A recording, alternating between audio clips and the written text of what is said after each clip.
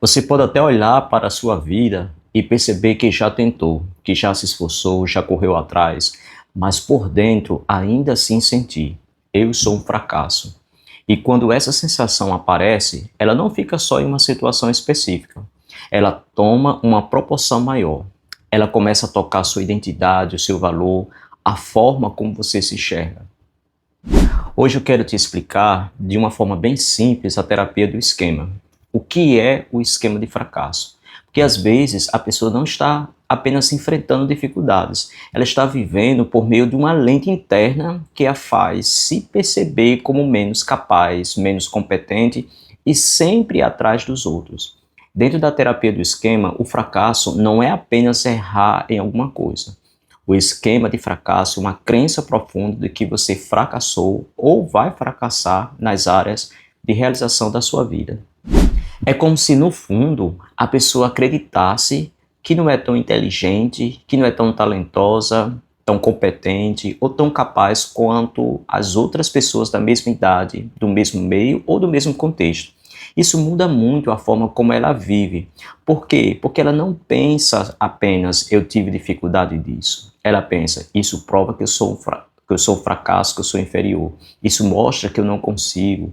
Isso confirma que eu sou menos capaz que os outros. Percebe a diferença? Uma coisa é reconhecer uma falha, uma limitação ou uma dificuldade real. Outra coisa é transformar isso numa definição sobre quem você é. E é exatamente aí que esse esquema ganha força. O capítulo mostra que essa sensação costuma aparecer muito por comparação. A pessoa olha para os colegas, para os amigos, para as pessoas da mesma idade, para profissionais da mesma área e conclui que ficou para trás, mesmo quando tem qualidades, mesmo quando já conseguiu algumas coisas, mesmo quando a realidade não justifica uma condenação tão dura. Por fora, às vezes ela parece funcional. Estuda, trabalha, cumpre tarefas, segue a rotina, mas por dentro carrega vergonha, constrangimento, sentimento de inadequação e a sensação constante de estar abaixo dos outros em termos de realização.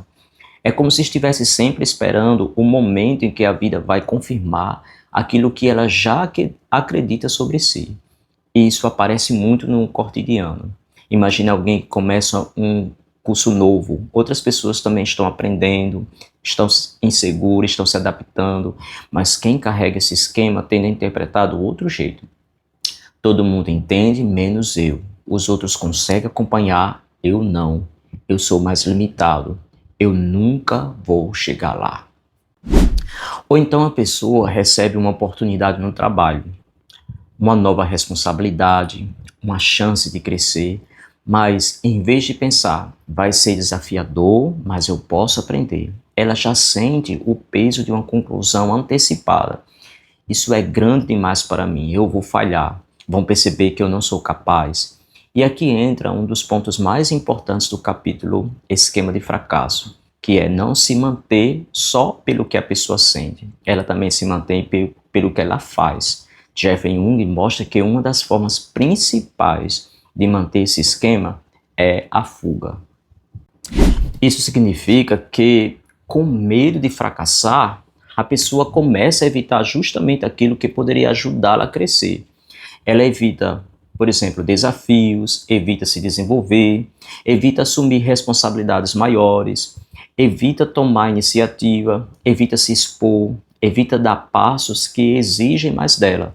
E essa fuga nem sempre é escancarada. Às vezes ela aparece como procrastinação, como distração, como atraso, como ansiedade excessiva, como dificuldade de terminar o que começa, como o hábito de fazer mal feito o que poderia fazer melhor, ou como costume de não investir de verdade nas próprias capacidades. No fim, a pessoa foge não para sentir a dor de fracassar, mas essa própria fuga impede que ela cresça. E depois ela olha para esse atraso, para essa estagnação, para essa falta de desenvolvimento e usa isso como prova de que realmente é um fracasso. Percebe como o esquema ele vai se alimentando dele mesmo? Esse é um ponto central do capítulo. Muitas vezes a pessoa não está sem potencial. Ela está vivendo abaixo do seu potencial. Não porque nasceu incapaz, mas porque a crença do fracasso, junto com a fuga, foi travando seu desenvolvimento. Isso é muito importante porque muda a leitura. Talvez o problema não seja a ausência de inteligência. Talvez não seja falta total de talento. Talvez exista capacidade aí, mas pouca confiança, muita evitação e uma visão distorcida sobre si mesmo. E o capítulo também mostra que esse esquema costuma nascer cedo. Pode surgir em ambientes com muita crítica, com humilhação, com comparação entre irmãos, com pais exigentes demais, com pouca valorização, com experiências escolares dolorosas, ou até em contextos em que a pessoa não recebeu apoio suficiente para desenvolver a disciplina, habilidades e confiança.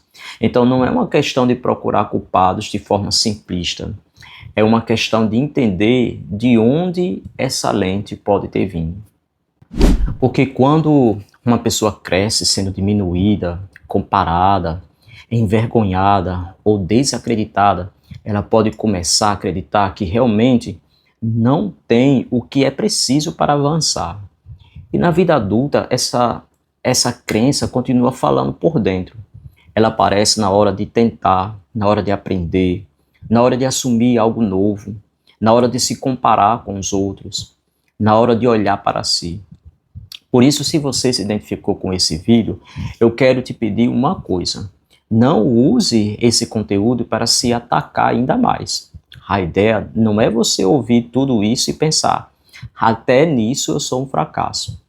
A ideia é começar a perceber o padrão, porque uma coisa é ter dificuldade real em alguma área, outra coisa é transformar essas dificuldades em uma condenação completa sobre você.